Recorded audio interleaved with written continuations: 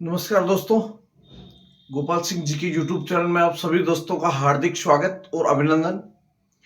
आज हम पढ़ने जा रहे हैं राजस्थान का वह दुर्ग जो चौहान शासकों की कीर्ति का एक अदम्य, एक अनोखा इतिहास रखता है। एक ऐसा इतिहास संजोए हुए है जिसको पढ़ने के बाद में एक चौहानों की कीर्ति में चार चांद लगाने वाला दुर्ग है। यह दुर्ग की अगर महत्वपूर्ण कड़ियों की बात की जाए तो राजस्थान में 1311 का जो साका हुआ वह साका इसी दुर्ग में हुआ। इस दुर्ग के निर्माताओं की बात की जाए तो आपके परमार, प्रतिहार, इन शासकों का इसके निर्माण में महत्वपूर्ण योगदान रहा है। तो जितने भी आप लोग पढ़ने वाले हो वो जल्दी से जल्दी लाइव आ जाए। आज हम जिस दुर्ग के बारे में पढ़ेंगे वह दुर्ग आपके ऐसे ऐतिहासिक कड़ियों को जोड़ने वाला दुर्ग होगा जो कल हमने जिस दुर्ग के बारे में पढ़ा था, सिवाना दुर्ग। सिवाना दुर्ग को जिस दुर्ग की चाबी कही जाती है, सिवाना दुर्ग को जिस दुर्ग की चाबी कही जाती है, आज वही दुर्ग हम पढ़ने वाले हैं। आज हम वो दुर्ग पढ़ने वाले हैं जहां पर कान्हड़देव चौहान की वीर गाथाएं जुड़ी हुई है।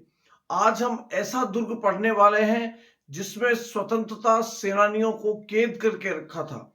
आज हम वो दुर्ग पढ़ने वाले हैं जब मारवाड़ के उत्तराधिकारी युद्ध में मानसिंह जो भाई थे, किसके, मारवाड़ के शासक भीम सिंह के, वो मानसिंह इसी दुर्ग में रहे और इसी दुर्ग में मानसिंह ने अपना जीवन काल गुजारा। इसके बाद में जब तक मारवाड़ की गद्दी पे आसीन नहीं हुए तब तक मानसिंह ने यहीं पर अपना संपूर्ण दौर गुजारा। आज हम पढ़ेंगे उस वीरमदेव के बारे में जिस वीरमदेव ने इसी दुर्ग के साथ में जिसका इतिहास जुड़ा हुआ है। तो आइए जल्दी से जल्दी वीडियो को शेयर कीजिए, ज्यादा से ज्यादा लोगों को वीडियो को शेयर करो। जितने आपके मिलने वाले हैं सबको शेयर करो। और सबसे बड़ी चीज, जो हमारे चैनल पे नए हैं वो वीडियो को सब्सक्राइब करो। और हमारी जो क्लास लगती है वो 8 बजे क्लास शुरू हो जाती है, इसलिए आप सभी लोगों से निवेदन है कि 8 बजे लाइव आ जाया करो, आपके सभी कामों को एक बार स्तब्ध करके। ठीक है, तो आइए दोस्तों बढ़ते हैं आगे और आगे की कड़ियों को जोड़ते हुए हम चलते हैं राजस्थान के ऐसे दुर्ग की ओर जिसे कहते हैं सुवर्णगिरी दुर्ग। और स्वर्णगिरी दुर्ग बोले तो जालोर दुर्ग, जिसका नाम है स्वर्णगिरी दुर्ग। तो आज हम बात करते हैं जालोर के दुर्ग की। तो बिना किसी देरी के साथ में शुरुआत करते हैं जालोर का दुर्ग। तो बात करते हैं सबसे पहले जालोर दुर्ग, जिसे बोलते हैं सुवर्णगिरी दुर्ग। क्या बोलते हैं दोस्तों? स्वर्णगिरी दुर्ग।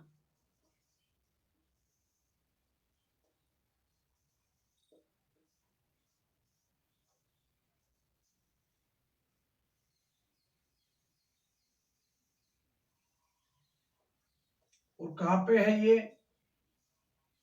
तो यह दुर्ग कहां पे स्थित है दोस्तों? जालोर में। स्वर्णगिरी दुर्ग कहां पे स्थित है? जालोर में स्थित है। कोई भी दुर्ग पढ़ते हैं उसमें सबसे पहली चीज हमने पढ़ी है कि उस दुर्ग का निर्माण किसने करवाया। तो आइए देखते हैं कि इस दुर्ग का जो निर्माण है ये निर्माण किसने करवाया। तो सबसे पहले पढ़ेंगे हम इस दुर्ग का निर्माण। देखिए, इस दुर्ग के निर्माण की बात की जाए तो इस दुर्ग का निर्माण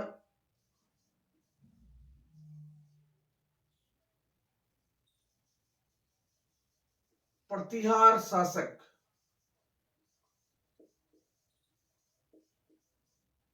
प्रतिहार शासक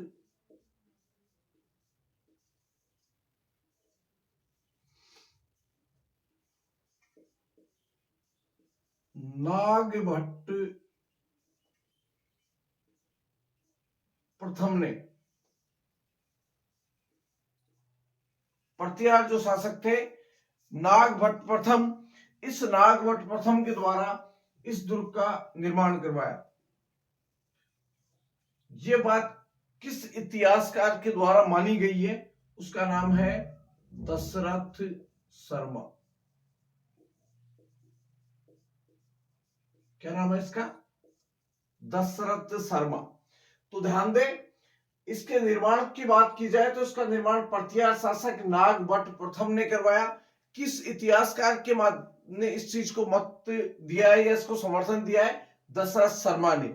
इसके अलावा जो अन्य इतिहासकार है या अन्य जो इतिहासकार है वो इसका निर्माता मानते हैं परमार शासक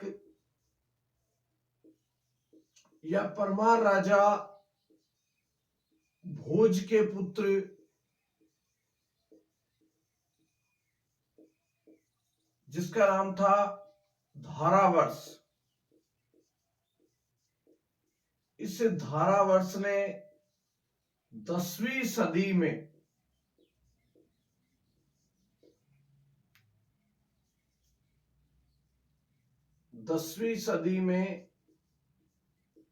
इस दुर्ग का निर्माण करवाया।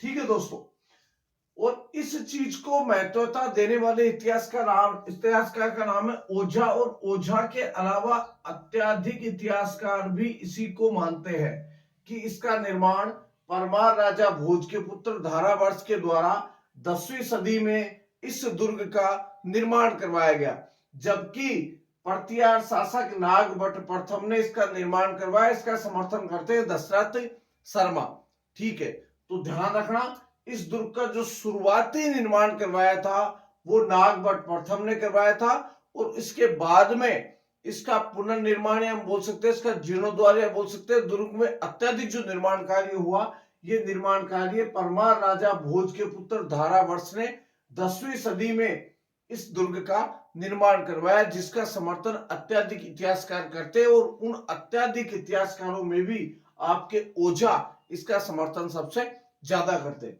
बात हो गई निर्माण की। निर्माण के बाद में हम चलते हैं कि जो दुर्ग है वो किस श्रेणी का दुर्ग है।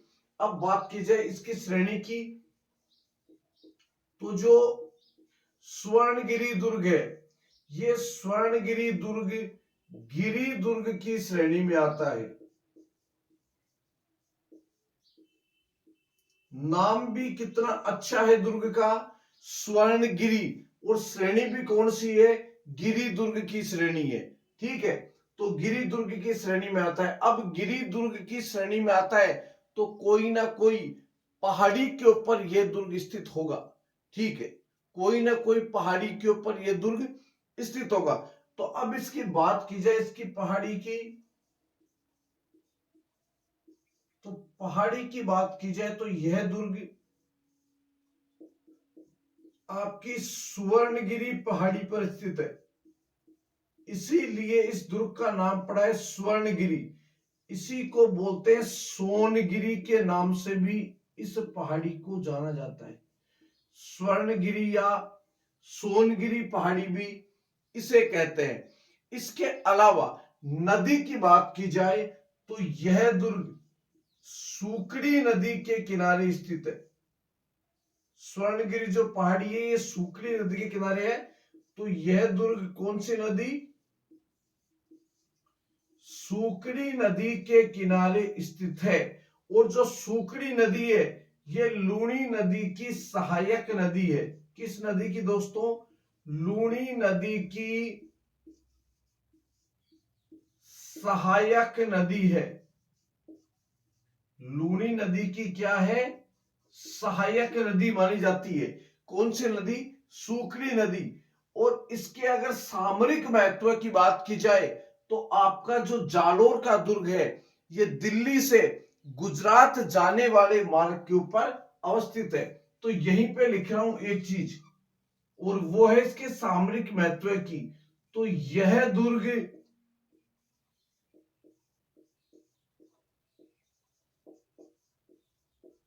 दिल्ली से गुजरात जाने वाले मार्ग पर स्थित है। गुजरात जाने वाले मार्ग पर स्थित है। कौन सा दुर्ग? जालोर का दुर्ग। यहां से एक बार वापस आपको समझाने की कोशिश कर रहा हूं, ध्यान से समझना है अपने को। पूरा दुर्ग पढ़ेंगे, तरीके से पढ़ना है। स्वर्णगिरी दुर्ग जालोर में स्थित है। देखो, पूरा से आ जाए तो दुर्ग पड़ेगा जालोर में। सुवर्णगिरी आधा से आए तो फिर वो उसे कहते हैं स्वर्णगिरी। तो स्वर्णगिरी दुर्ग तो कहां पे है? जैसलमेर में। लेकिन सुवर्णगिरी से पूरा आ जाए तो दुर्ग कहां का होगा? जालोर का। पहली चीज। निर्माण की बात की जाए तो प्रतिहार शासक नागभट्ट प्रथम ने इसका निर्माण करवाया, और इसका जो पक्षधर रखते हैं वो इतिहासकार दशरथ शर्मा के द्वारा रखा जाता है। परमार राजा भोज के पुत्र धारावर्ष ने 10वीं सदी में इस दुर्ग का निर्माण करवाया। इसका जो पक्षधर है वो अत्यधिक इतिहासकार और ओझा के अनुसार इसको माना गया है। देखो, श्रेणी की बात की जाए तो सुवर्णगिरी, गिरी मतलब गिरी दुर्ग की श्रेणी में आता है। ये जो स्वर्णगिरी दुर्ग है, पहाड़ी की बात की जाए तो स्वर्णगिरी या सोनगिरी पहाड़ी के ऊपर यह दुर्ग बना हुआ है। और ये पहाड़ी जिस नदी के पास में है वो है सूखड़ी नदी। और जो सूखड़ी नदी है वो लूणी नदी की सहायक नदी है। अगर ऑप्शन में सूखड़ी नदी नहीं आती है और ऑप्शन में लूणी नदी आ जाती है, अगर ऑप्शन में सूखड़ी नदी नहीं आती है और लूणी नदी आ जाती है, तो आपको किस नदी को करना है? लूणी नदी को। लेकिन जब दोनों नदियां आए तो आपको इसको ऑथेंटिक करना है सूखड़ी नदी। सामरिक महत्व की बात की जाए तो आपका जो जालोर का दुर्ग है, यह दुर्ग दिल्ली से गुजरात जाने वाले मार्ग के ऊपर अवस्थित है। एक बार आप इसका स्क्रीनशॉट लो, इसके बाद में हम बढ़ते हैं आगे। और ज्यादा से ज्यादा वीडियो को लाइक करें, शेयर करना नहीं भूले, और अपने जितने भी मिलने वाला है उनके पास में इसको शेयर कर दिया करो, ठीक है? तो जल्दी से जल्दी इसका स्क्रीनशॉट लो, इसके बाद में बढ़ते हैं आगे की ओर। जी हाँ दोस्तों, पूरा पढ़ेंगे हम, छोड़ेंगे कुछ भी नहीं इसमें से।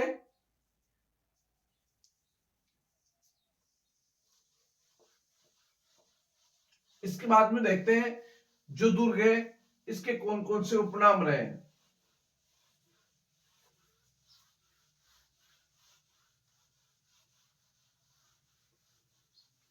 इसके बाद में पढ़ते हैं दुर्ग के उपनामों के बारे में।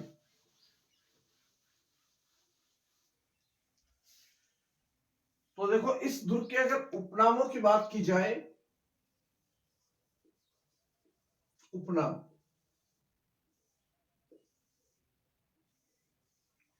तो इस दुर्ग में स्वर्णगिरी है तो पहला यहीं से ले लो।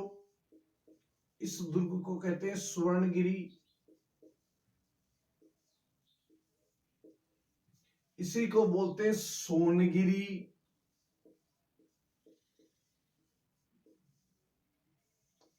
इसी को बोलते हैं सोनलगढ़।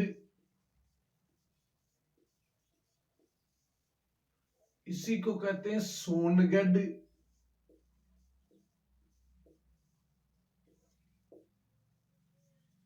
इसी को बोलते हैं कनकांचल।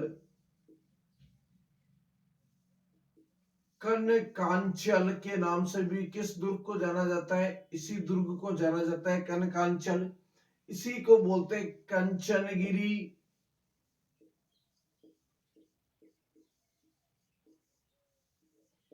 और इसी को बोलते हैं जाबालीगढ़ या जाबालीपुर। जाबालीगढ़ के नाम से भी जाना जाता है, जाबालीगढ़। जाबालीपुर के नाम से भी संबोधित किया जाता है जालोर को। जाबालीपुर के नाम से तो जाबालीपुर इसको भी कह सकते हैं, कोई दिक्कत नहीं है। देखो, जो जाबालीपुर है ये जालोर का प्राचीन नाम है। जाबालीपुर क्या है? जालोर का प्राचीन नाम है। और इस नाम का उल्लेख किस शिलालेख में मिलता है दोस्तों? बिजोलिया शिलालेख में। बिजोलिया शिलालेख में इस चीज का वर्णन मिलता है। जालोर का प्राचीन नाम क्या मिलता है? जाबालीपुर। और जो जाबालीपुर नाम पड़ा है, ये जाबाली ऋषि के नाम से पड़ा है। किस नाम से? जाबाली ऋषि के नाम से इसका नाम क्या पड़ा है? जाबालीपुर। तो एक बार वापस से दोहरा देता हूं।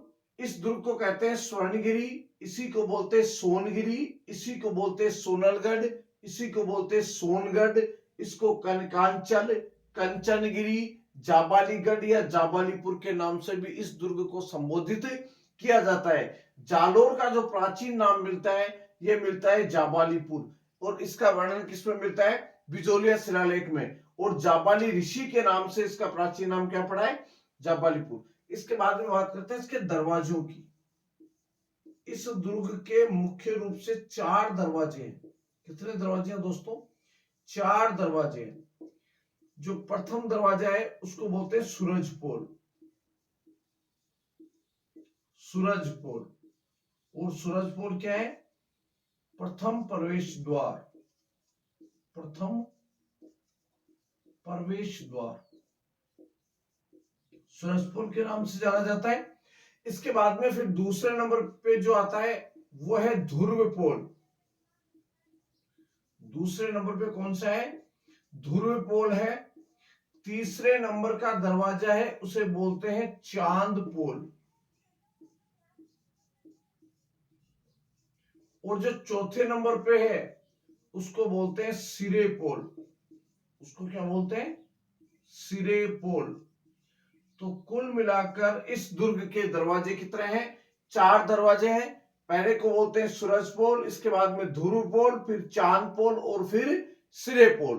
तो यहां तक उपनाम देख लिया। इसके बाद में दरवाजे, एक बार इसका स्क्रीनशॉट लो, फिर बढ़ते हैं थोड़ा सा आगे। तो जल्दी से इसका स्क्रीनशॉट ले लो। इसके बाद में बढ़ते हैं आगे, और आगे फिर हम पढ़ेंगे इस दुर्ग के बारे में, प्रमुख जिसके दर्शनीय स्थल है वो। और लाइक करना नहीं भूले, ज्यादा से ज्यादा इसको लाइक करो दोस्तों। इसके बाद में बात करते हैं इसके दर्शनीय स्थलों की, कि इस दुर्ग में कौन कौन से दर्शनीय स्थल बने हुए। बहुत ही महत्वपूर्ण दुर्ग है दोस्तों। जालोर का जो दुर्ग है, इसका इतिहास बड़ा ही प्यारा इतिहास है। चौहानों की कीर्ति, एक अदम्य साहस रखने वाली कीर्ति इस दुर्ग के माध्यम से जुड़ी हुई है। तो आइए बात करते हैं इसके दर्शनीय स्थलों की। दर्शनीय स्थलों की बात की जाए तो यहां पे है चामुंडा माता का मंदिर।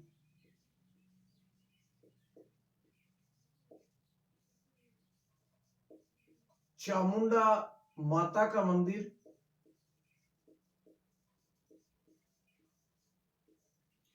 यहीं पे है दोस्तों जोग माया का मंदिर।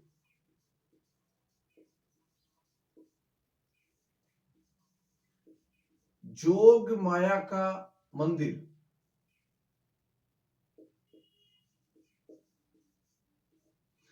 यहीं पर और अगर बात की जाए तो यहां पर देखो स्वर्णगिरी जैन मंदिर है। स्वर्णगिरी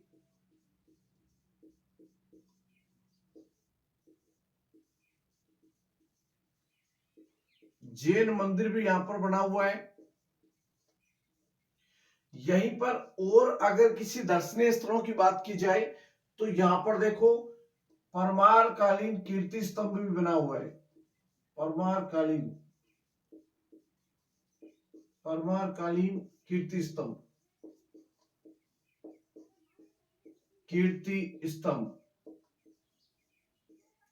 यहीं पर 2 मंजिला रानी महल बना हुआ है।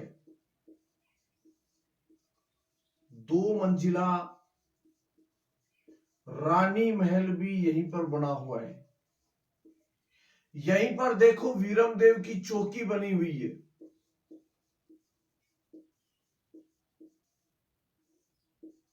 यहीं पर क्या है दोस्तों? वीरम देव की चौकी है। यहीं पर मानसिंह का महल भी बना हुआ है।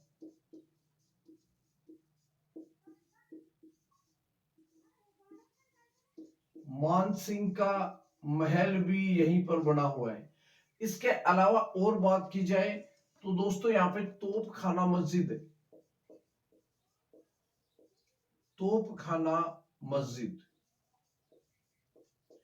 और जो तोपखाना मस्जिद है, ये तोपखाना मस्जिद प्राचीन समय में जो तोपखाना मस्जिद थी, ये एक संस्कृत पाठशाला थी। क्या थी? संस्कृत पाठशाला थी। प्राचीन काल में क्या थी? ये संस्कृत पाठशाला थी, जिसका निर्माण किसने करवाया था? परमार राजा भोज ने।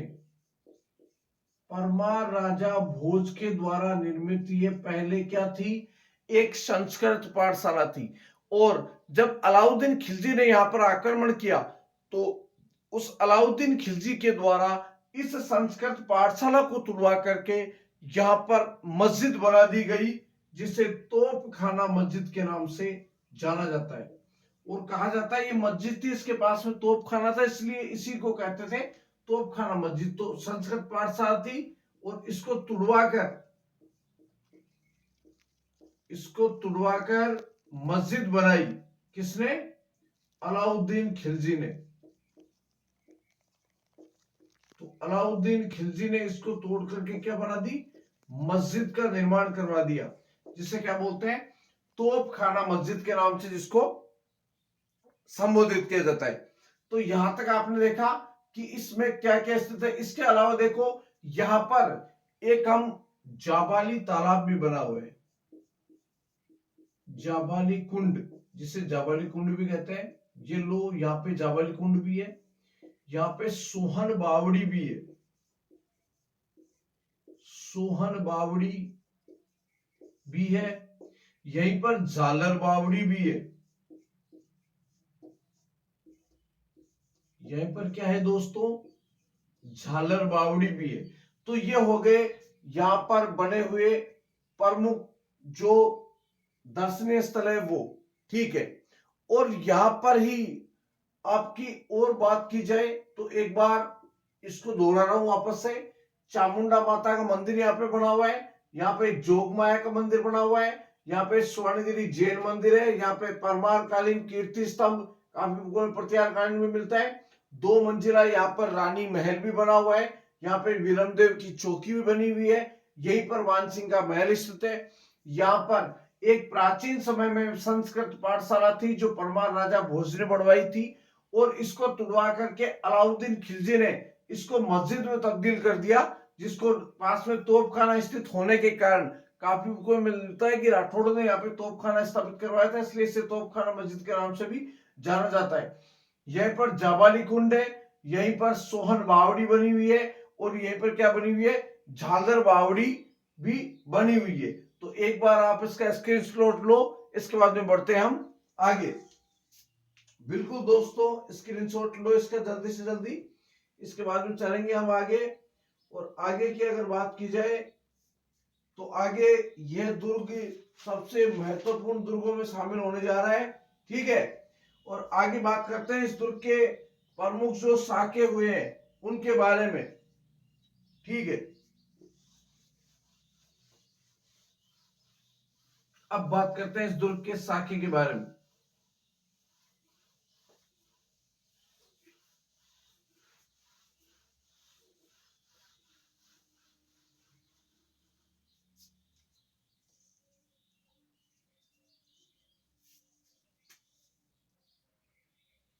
देखो, शाखों की बात की जाए तो इस दुर्ग में एक शाखा हुआ है 1311 में। ठीक है। तो यहाँ पे कितने शाखे हुए? एक। कब हुआ? 1311 ईस्वी में। ठीक है। बात करते हैं जहां का शासक कौन था।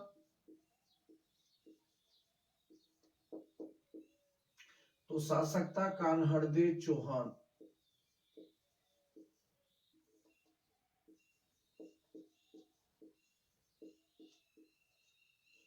कान्हड़देव चौहान। आक्रमण किसने किया?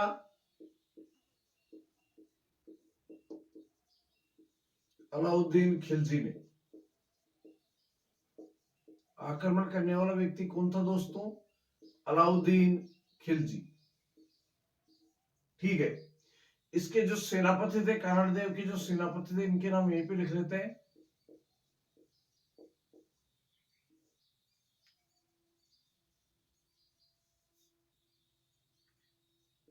एक बार आगे जगह नहीं रहेगी, थोड़ा सा स्तब्ध कर देते हैं, नीचे रखेंगे। आक्रमण अलाउद्दीन खिलजी हो गया। इसके बाद में बात करते हैं कारण। क्या कारण थे? तो उसके दो कारण थे। पहला कि अलाउद्दीन खिलजी की सेना को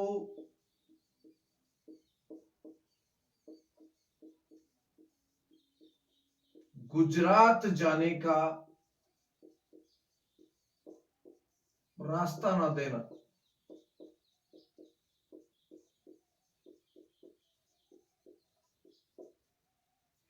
और दूसरा जो कारण माना जाता है, ये माना जाता है वीरमदेव का फिरोजा से प्रेम। ठीक है दोस्तों, तो यहां पर आक्रमण हुआ 1311 में। इसके बाद में बात करते हैं यहां पे गद्दारी करने वाला व्यक्ति कौन था। तो गद्दारी की बीक दहिया नामक राजपूत ने। ठीक है, इसने क्या की? गद्दारी की। अब बात करते हैं इसके विस्तृत वर्णन के बारे में। ठीक है, तो देखो हुआ क्या। 1311 में हमने कल एक चीज पढ़ी थी सिवाना दुर्ग के बारे में, कि जब सिवाना का दुर्ग हमने पढ़ा तो उसमें देखा कि अलाउद्दीन खिलजी जालोर के ऊपर आक्रमण करने के लिए जा रहा था। इसका पता चला कर्णदेव चौहान के भतीजे को, और उन्होंने बड़े ही अदम्य साहस के साथ में युद्ध किया और वीरगति को प्राप्त हुए। यहां पर आक्रमण किया अलाउद्दीन खिलजी ने 1311 में। तो इसके दो प्रमुख कारण माने जाते हैं। पहला प्रमुख कारण यह माना जाता है कि 1298 में अलाउद्दीन खिलजी गुजरात के सोमनाथ मंदिर के ऊपर आक्रमण करने के लिए रवाना हो रहा था। तो जैसे ही सोमनाथ मंदिर के ऊपर आक्रमण करने के लिए जा रहा था, तो वो जालोर से होकर के गुजर रहा था, लेकिन जालोर से होकर के जाने से मना कर दिया। मतलब कर्णदेव चौहान ने इसको अपनी रियासत से होते हुए जाने के लिए मना कर दिया। जब इसको मना कर दिया गया तो इसको बड़ा ही क्रोध आया। किसको? अलाउद्दीन खिलजी को। तो अलाउद्दीन खिलजी की सेना जाते वक्त तो मेवाड़ से होती हुई चली गई, लेकिन जब वापस आते वक्त इसकी सेना आई तो इसने जालोर के ऊपर आक्रमण किया। कहा जाता है उस समय जो आक्रमण किया, उस आक्रमण के समय अलाउद्दीन खिलजी के और कर्णदेव चौहान के बीच में कुछ शर्तें, कुछ कंडीशन लग करके एक समझौता हुआ, और समझौते के तहत अलाउद्दीन खिलजी के पास में कर्णदेव चौहान ने अपना जो पुत्र था वीरमदेव, इसको उसके दरबार में नियुक्त कर दिया। यहां तक मामला अच्छा खासा था। लेकिन कहा जाता है कि जब वीरमदेव अलाउद्दीन खिलजी के दरबार में उपस्थित होता है, तो जो अलाउद्दीन खिलजी की पुत्री होती है फिरोजा, वो फिरोजा मन ही मन वीरमदेव से प्रेम करने लग जाती है और वीरमदेव को अपना पति मानने लग जाती है। कहा जाता है कि कुछ समय के पश्चात फिरोजा कर्णदेव चौहान के पुत्र वीरमदेव से एक चीज की मांग करती है कि मुझे जालोर का दुर्ग चाहिए। किसमें? उपहार में। तो कहा जाता है इस वीरमदेव ने फिरोजा को एक बात कही कि जो दुर्ग होते हैं वो दुर्ग रानियों के लिए होते हैं, रखेलों के लिए नहीं होते। और ये बात फिरोजा को चुभ गई, और फिरोजा को ये बात बोलने के पश्चात वीरमदेव वहां से निकल करके कहां पे आ गए? जालोर। और अलाउद्दीन खिलजी ने इसको अपनी एक बेइज्जती समझी, अपना अपमान समझा, और फिरोजा के कहने पर अलाउद्दीन खिलजी ने सेना भेजी। और जो सेना लेकर के आए, ये सेना यहां पर आई, और जो सेना आई वो कमरुद्दीन गुर्ग के नेतृत्व में यहाँ पे सेना आई। जब सेना यहाँ पे आई तो आने के पश्चात कहा जाता है कि इस दुर्ग का जो दरवाजे हैं, हसन निजामी ने इस दुर्ग के दरवाजों के लिए एक चीज कही है कि इस दुर्ग के दरवाजे को आज तक कोई भी शासक नहीं खोल सका, चाहे वह कितना भी शक्तिशाली क्यों ना हो। तो अलाउद्दीन खिलजी के सेनापति ने इस बीक दैया को दुर्ग का लालच देकर के कि विजय करने के पश्चात दुर्ग तुझे सौंप दिया जाएगा, दुर्ग का लालच देकर के इस दुर्ग में जाने वाले गुप्त मार्ग का पता लगा लिया। जैसे ही रात्रि हुई तो इस भीख दैया ने अपनी पत्नी, जिसका नाम था क्षत्रिया, इस भीख दैया की पत्नी का नाम था क्षत्रिया, इस भीख दैया ने अपनी पत्नी क्षत्रिया को रात्रि के समय ये बात बताई कि मैंने है ना, कल सुबह जैसे ही उदय होगा ये दुर्ग अपना होगा और हम यहाँ के स्वामी होंगे। लेकिन क्षत्रिया ने स्वामी भक्ति का परिचय देते हुए इस भीख दैया को मौत के घाट उतार दिया और कानड़देव चौहान के पास में जाकर के ये बात बताई। लेकिन ये बात बताई उससे पहले इन अलाउद्दीन खिलजी की सेना उस दुर्ग के गुप्त रास्तों के माध्यम से अंदर प्रवेश करी गई और अंदर प्रवेश करने के पश्चात युद्ध हुआ। युद्ध में राजपूत वीरों ने केसरिया धारण किया और यहीं पर रानियों ने जोहर किया और जोहर करने के पश्चात यहां पर एक साका हुआ जो कहलाया जालोर का साका। कहा जाता है कि विजय के पश्चात अलाउद्दीन खिलजी ने इस जालोर दुर्ग का नाम, विजय के पश्चात अलाउद्दीन खिलजी ने जालोर दुर्ग का नाम क्या रखा? जलालाबाद रखा। क्या रखा? जलालाबाद रखा। किसने? अलाउद्दीन खिलजी ने। और उसी ने यहीं पर एक मस्जिद बनाई जिसे बोलते हैं अलाई मस्जिद। अलाही मस्जिद बनवाई। क्या बनवाई? अलाही मस्जिद का निर्माण करवाया। किसने? अलाउद्दीन खिलजी ने। ठीक है, तो यह होता है आपके जालोर का साका। एक बार यहां तक आप स्क्रीनशॉट ले लो। इसके बाद में बढ़ते हैं थोड़ा सा आगे, जो आगे इसके पढ़ेंगे महत्वपूर्ण तथ्य।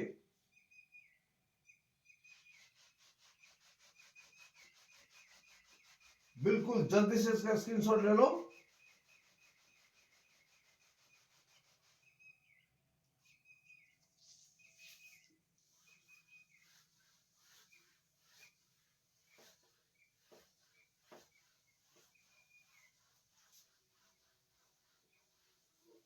इसके बाद में महत्वपूर्ण तथ्यों की बात की जाए तो देखो,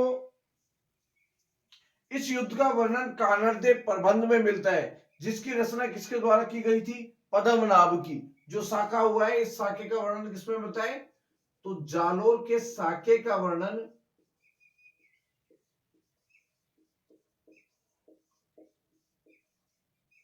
किसमें मिलता है? कान्हड़देव प्रबंध में।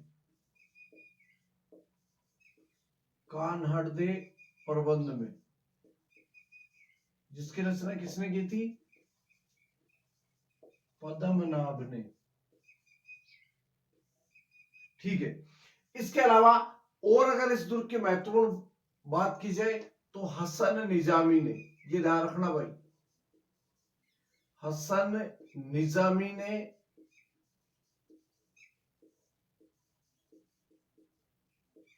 इसके दरवाजों के लिए कहा है। हसन निजामी ने इसके दरवाजों के लिए कहा है।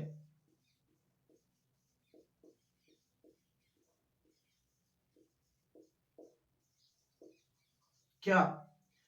कि इस दुर्ग का दरवाजा, इस दुर्ग का दरवाजा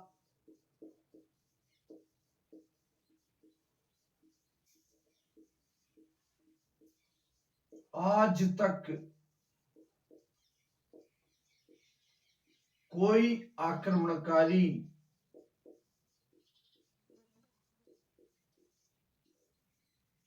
नहीं खोल सका।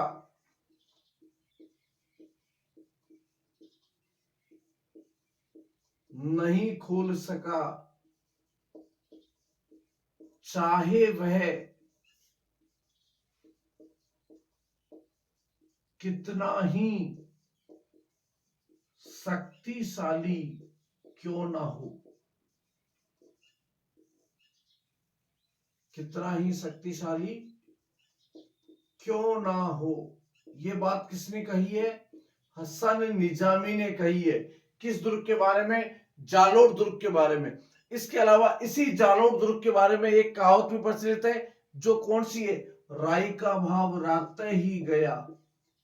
अपने शास्त्र में कहा होता ना कि राई का भाव राते ही गया। यह कहावत, राई का भाव राते ही गया, यह कहावत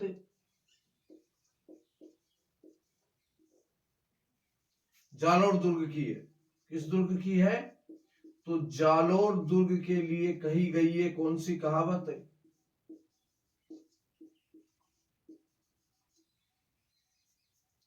ठीक है, कौन सी कहावत है कि राई का भाव राते ही गया। इसके अलावा और इसकी बात की जाए तो वत्सराज के दरबारी कवि उद्योतन सूरी ने, महत्वपूर्ण लाइन है दोस्तों, वत्सराज के दरबारी कवि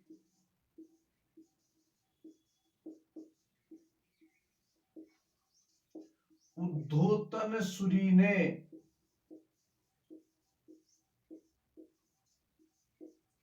कुवलय माला नामक ग्रंथ की रचना, कुवलय माला नामक ग्रंथ की रचना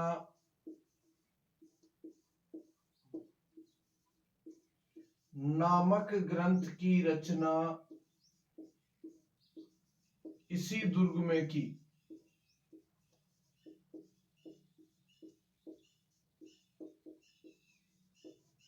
कुवलय माला नामक ग्रंथ की रचना इसी दुर्ग में की। बहुत कुछ कड़ियां जुड़ी हुई है अभी तक। वापस से दोहराव करता हूं, जो इसका शाखा हुआ 1311 का, इस शाखे का वर्णन दोस्तों कानड़देव प्रबंध नामक ग्रंथ में मिलता है, जिसकी रचना पद्मनाभ ने की। हसन निजामी ने इसके दरवाजों के लिए कहा है कि इस दुर्ग का दरवाजा आज तक कोई भी आक्रमणकारी नहीं खोल सका, चाहे वह आक्रमणकारी कितना ही शक्तिशाली क्यों ना हो। इसी दुर्ग के लिए राई का भाव राते ही गया। इसको भाई कर दिया भाई थोड़ा सा, ठीक है। तो इस दुर्ग के बारे में कहा है आपके हसन निजामी ने कि इस दुर्ग का दरवाजा आज तक कोई आक्रमणकारी नहीं खोल सका, और राई का भाव राते ही गया, यह कहावत जिस दुर्ग के लिए कही गई है वो दुर्ग भी कौन सा है? जालोर का दुर्ग है। और वत्सराज के दरबारी कवि, महत्वपूर्ण लाइन है, वत्सराज के दरबारी कवि उद्योतन सूरी ने जो कुवलय माला नामक ग्रंथ की रचना की थी वो किस दुर्ग में की? इसी जालोर दुर्ग में बैठकर के इसकी रचना की। एक बार इसका स्क्रीनशॉट लो, इसको आगे बढ़ते हैं हम आगे, ठीक है दोस्तों।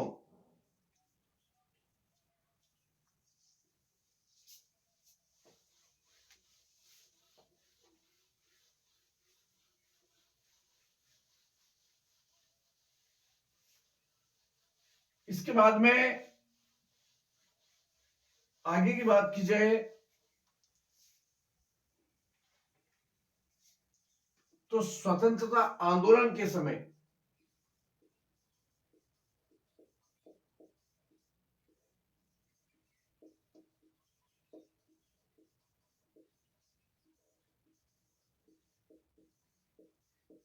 कुछ क्रांतिकारियों को यहाँ पे बंदी बना के रखा गया था, जिसमें थे मथुरादास माथुर,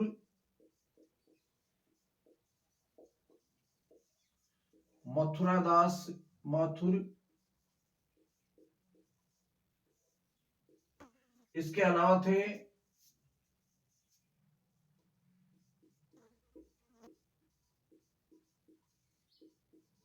गणेशी लाल व्यास,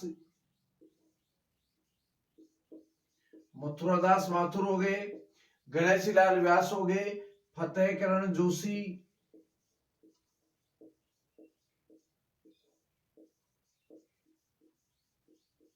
फतेह करण जोशी हो गए, एक हो गए तुलसीदास राठी, तुलसीदास राठी,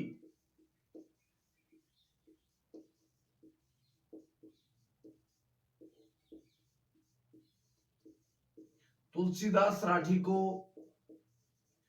इस दुर्ग में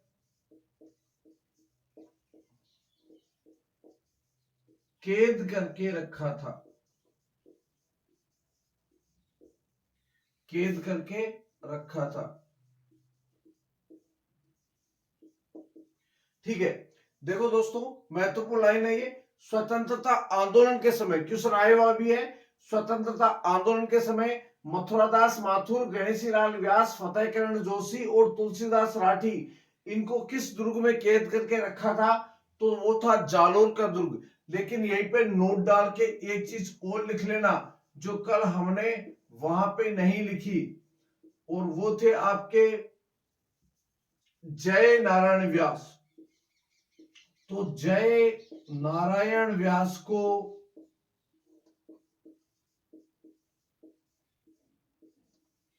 सिवाना दुर्ग में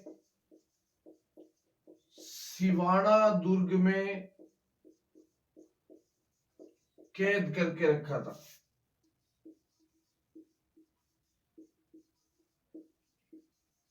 सिवाना दुर्ग में कैद करके रखा था।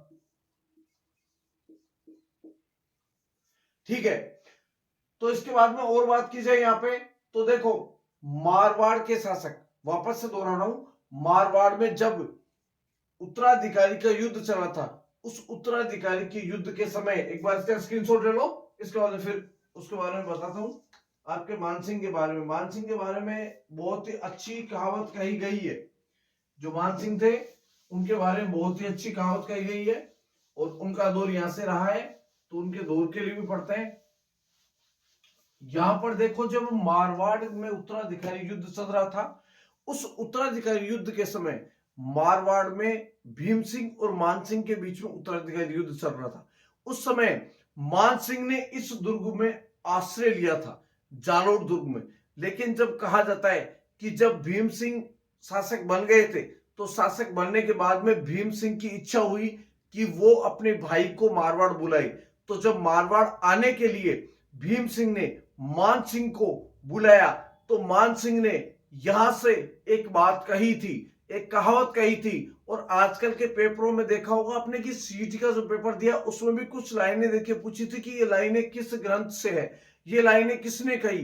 तो आजकल इनका क्वेश्चन सबसे ज्यादा पूछा जाता है। तो उसी के अकॉर्डिंग आपको ध्यान रखना है कि उत्तराधिकारी युद्ध के समय मारवाड़ में उत्तराधिकारी युद्ध के समय, उत्तराधिकारी युद्ध के समय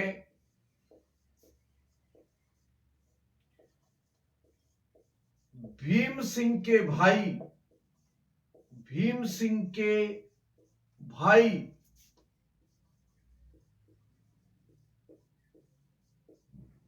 मान सिंह ने इस दुर्ग में शरण ली, इस दुर्ग में शरण ली। ठीक है, अब इस दुर्ग में शरण ली। जब भीम सिंह शासक बने, तो उन्होंने मान सिंह को बुलाना चाहा, तो मान सिंह ने अपने भाई भीम सिंह को जवाब दिया। किसने? इस मान सिंह ने। तो इस मान सिंह ने कहा, मान सिंह ने कहा, क्या कहा? बहुत ही अच्छी सी लाइन कही।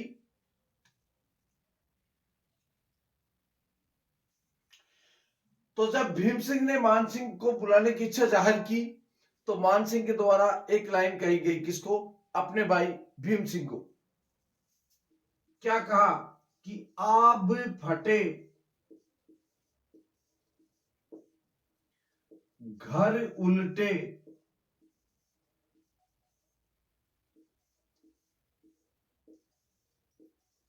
कटे बगतरा कोर,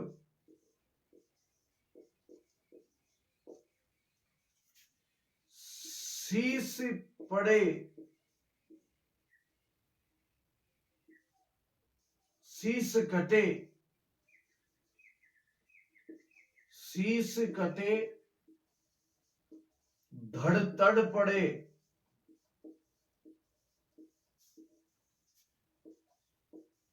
तब छूटे जालोर।